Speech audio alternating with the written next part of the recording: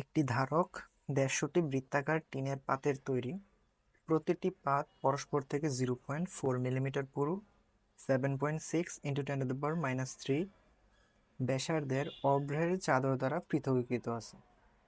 তাহলে আমাদের অভ্রের পরাবৈদ্যুতিক ধ্রুবক যদি 6 হয়, তাহলে একটি অন্তর একটি পাত পরস্পরভাবে যুক্ত আছে আমাদের এই সিস্টেমটার ভিতরে। সো এই সিস্টেমটা যদি আমরা একটু বোঝার চেষ্টা করি, সো আমাদের সিস্টেমে বলছে যে আমাদের এখানে n সংখ্যক বৃত্তাকার পাত আছে। তাহলে ধরো আমি এখানে n সংখ্যক বৃত্তাকার পাত নিলাম, যেখানে n এর ভ্যালু কত, 150টা বৃত্তাকার পাত। তার মানে এখানে একটা, দুইটা, তিনটা, চারটা, এরকম 150টা মোট বৃত্তাকার পাত আছে। তাহলে এই 150টা বৃত্তাকার পাত এরকম একটার পর একটা যখন তুমি যুক্ত করবা, এখন একটার ব্যাসার্ধ হবে একরকম, অন্যটার ব্যাসার্ধ হবে আরেক রকম। সো এরকম বৃত্তাকার পাতগুলো নিয়ে তুমি একটা ক্যাপাসিটর তৈরি করবা। অর্থাৎ এই যে পাতলা যে পাতগুলো আছে, সেই পাতগুলোর ভিতরে আমরা এখানে চার্জ সঞ্চয় করব। সো এই পাতগুলোর ভিতরে চার্জ সঞ্চয় করে রাখার মাধ্যমে এই দুইটা পাতের মাঝখানে যে এরিয়া, সেই এরিয়াতে আমরা অব্র যুক্ত করব। ফলে আমাদের এইখানে যে সিস্টেমটা, সেটা একটা ক্যাপাসিট্যান্সের মতো কাজ করবে।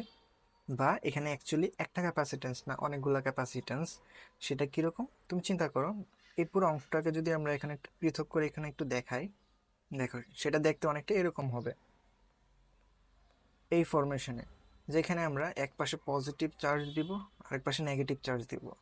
সো আমরা এখানে মাত্র অল্প কয়েকটা পাত নিয়ে দেখাইতেছি জিনিসটা বোঝার জন্য আর কি। সো আমরা জানি একটা সমান্তরাল পাত ধারক যখন সৃষ্টি হয়, তখন দুইটা পাত পরস্পর সমান্তরালে থাকে এবং দুইটা পাতের মাঝখানে আমরা কে পরাবৈদ্যুতিক যে কোনো একটা মিডিয়াম এখানে যুক্ত করি। ফলে এখানে এটা একটা ক্যাপাসিট্যান্স মতো কাজ করে। সো এটা শক্তি সঞ্চয় করবে। সো এখানে একটা ক্যাপাসিট্যান্স। তাহলে ধরো এই পাতের এই পাশটা যদি পজিটিভ হয়, তাহলে এই পাশটা অবশ্যই কি হবে, নেগেটিভ হবে। সো এই পাশটা যদি তোমার নেগেটিভ হয়, তাহলে এই নেগেটিভের কারণে এই পার্টটাও কি হয়ে যাবে, পজিটিভ হয়ে যাবে না? তাহলে কি এখানেও তো একটা ধারকের সৃষ্টি হয়ে গেল। ঠিক সিমিলারলি তুমি চিন্তা করতে পারো, এখানেও একটা ধারক, এটা মাইনাস, আবার এখানে কি একটা প্লাস। সো এরকম ভাবে এখানে ধারকের তুমি চিন্তা করতে পারো, এখানে ধারক সৃষ্টি হয়েছে অনেকগুলো। সো মোট কয়টা ধারক সৃষ্টি হয়েছে এখানে আমরা দেখতে পেলাম, একটা, দুইটা, তিনটা এবং চারটা। সো মোট চারটা ধারক সৃষ্টি হয়েছে আমাদের।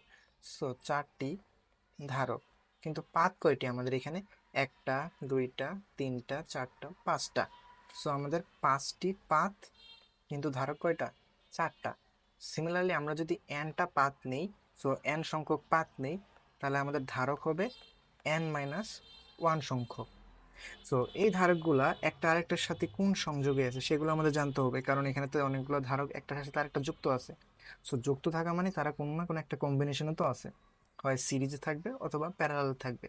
সো আমরা জানি, যদি ধারকের পাতগুলা, দুইটা ধারকের দুই পাশের বিভব পার্থক্য যদি সবসময় সমান থাকে, সো এখানে তিনোটা ধারকের দুই পাশের ভোল্টেজ কিন্তু সেম, তাহলে এই তিনোটা ধারক একটা আরেকটার কি, প্যারালাল।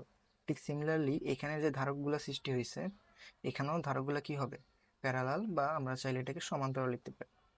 সো সমান্তরাল পাত ধারক সৃষ্টি হয়েছে n-1 সংখ্যক। সো আমাকে গতে বের করতে বলছে উদ্দীপকের ধারকের ধারকত্ব কত, সেটা আমাদের বের করতে হবে।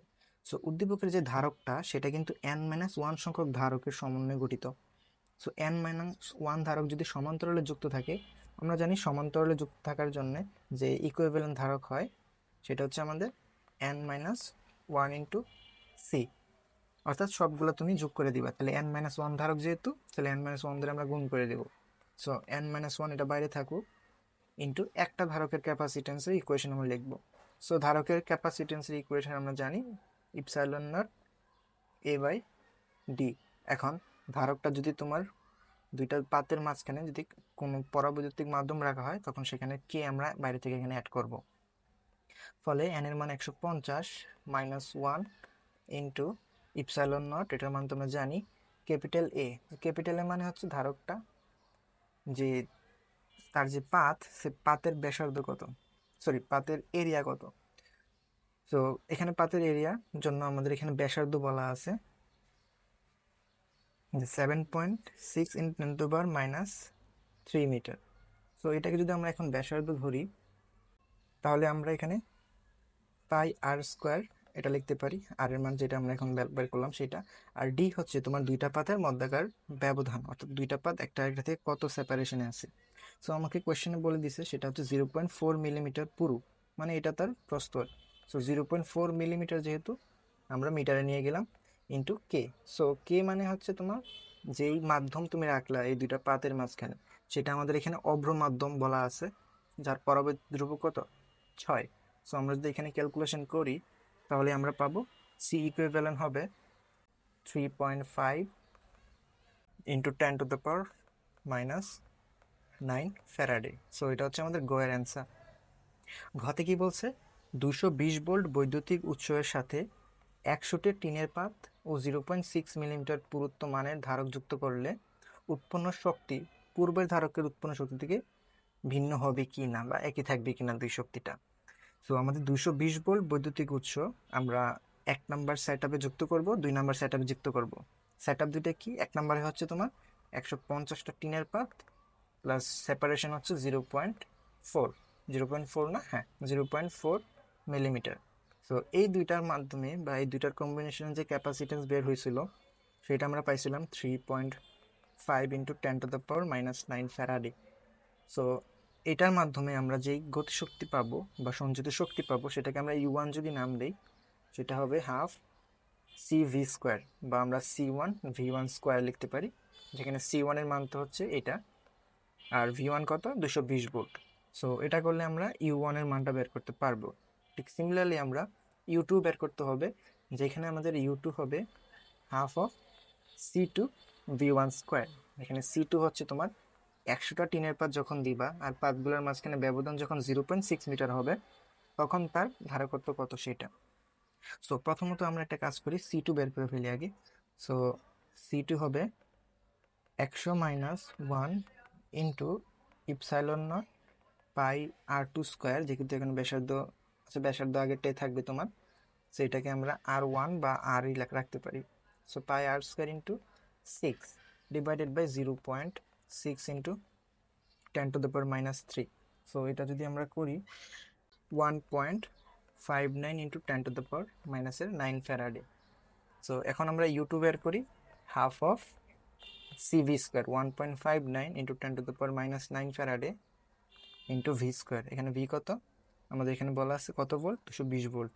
সো এখানে আমরা 220 ভোল্ট হোল স্কোয়ার দিব, বলে আমাদের যে রেজাল্ট হবে 3.84 ইন্টু 10⁻⁻5 জুল। সো ইউ1 কত হবে, আমরা লিখে ফেলি হাফ অফ C1 মানে 3.5 ইন্টু 10⁻⁹ ইন্টু 220 স্কোয়ার। এটা হবে আমাদের 8.68 ইন্টু 10⁻⁻5 জুল। ঠিক আছে, তার মানে আমরা দেখতে পাইলাম যে দুইটা শক্তি একই হবে না।